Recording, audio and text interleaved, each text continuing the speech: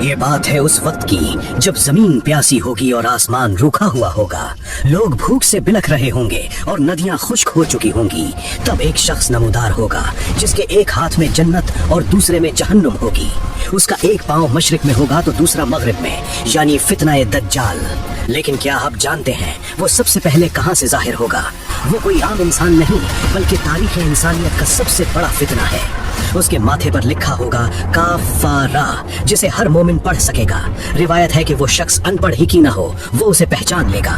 اس کا ظہور مشرق کے راستے سے ہوگا جہاں سے وہ تباہی شروع کرے گا۔ اگلے چند منٹ میں دیکھیے اس کے خوفناک دنوں کا مکمل منظر۔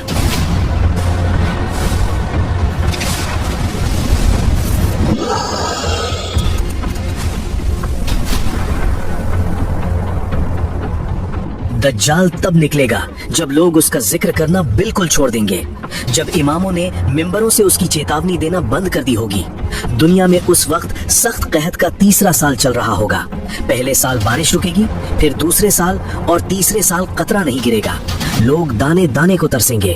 تب وہ آئے گا چھوٹا مسیحا بن کر۔ وہ کہے گا کہ اگر مجھ پر ایمان لاؤ تو میں بارش برسا دوں گا۔ مجھ پر ایمان لاؤ، یہ بدل میرے غلام ہے۔ حدیث میں آتا ہے کہ وہ آسمان کو حکم دے گا اور بارش ہونے لگے گی۔ لوگ دھوکہ کھا جائیں گے اور اس کی جھوٹی جنت کے پیچھے بھاگیں گے۔ وہ شیطانوں کی مدد سے مردوں کو زندہ کر کے دکھائے گا۔ وہ کہے گا میں تمہارا رب ہوں، دیکھو میں نے تمہارے باپ کو زندہ کیا۔ حدیث میں آتا ہے کہ وہ جوان ہوگا اور اس کے بال بہت گھنگرالے ہوں گے۔ دیکھو میں نے تمہارے باپ کو زندہ کیا۔ حدیث میں آتا ہے کہ وہ جوان ہوگا اور اس کے بال بہت گھنگرالے ہوں گے۔ اس کی ایک آنکھ پھولے ہوئے انگور کی طرح باہر کو نکلی ہوئی ہوگی۔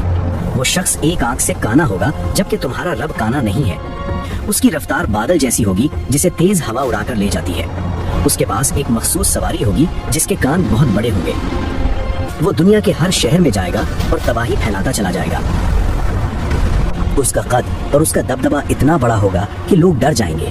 وہ جہاں سے گزرے گا وہاں کے لوگ اسے اپنا مالک ماننے لگیں گے۔ دنیا کی کوئی طاقت اس وقت اس کا مقابلہ نہیں کر سکے گی سوائے ان لوگوں کے جن کے دلوں میں پکا اور سچا ایمان ہوگا۔ مکہ اور مدینہ میں داخل ہونا اس کے لیے بالکل ناممکن ہوگا۔ وہاں فرشتے ننگی تلواریں لے کر ہر وقت پہرا دے رہے ہوں گے۔ مدینہ کے باہر رکتے ہی زمین 3 مرتبہ زور سے کانپے گی۔ ہر منافق ڈر کر شہر سے نکل کر دجال کے پاس چلا جائے گا۔ وہ مدینہ کی طرف دیکھے گا اور کہے گا وہ رہا سفید محل۔ وہ سفید محل اصل میں ہمارے نبی کی مسجد نبوی ہوگی۔ مدینہ کے فرشتے اسے ہر دروازے سے پیچھے ڈھکیل دیں گے۔ تب وہ غصے میں آس پاس کے علاقوں میں تباہی مچائے گا۔ ہر وہ جگہ جو حرم نہیں ہے وہاں دجال کا ناپاک قدم پڑے گا۔ مومنوں کے لیے وہ وقت سب سے بڑا امتحان بن کر آئے گا۔ وہ زمین کے خزانوں کو حکم دے گا کہ میرے پیچھے پیچھے چلو۔ زمین سے سونا اور چاندی نکل کر اس کے پیچھے بھاگنے لگیں گے۔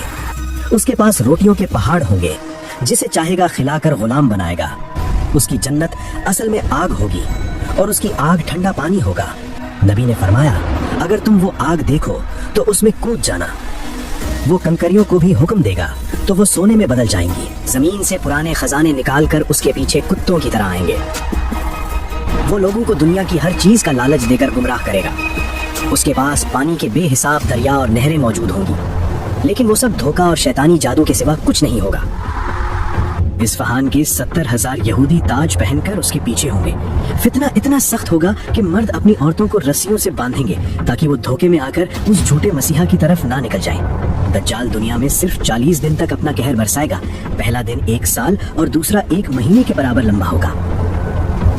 تیسرا دن 1 ہفتے کے برابر اور باقی دن عام دنوں جیسے ہوں گے۔ ہر گزرنے والا دن مومنوں پر سالوں سے بھاری گزرے گا۔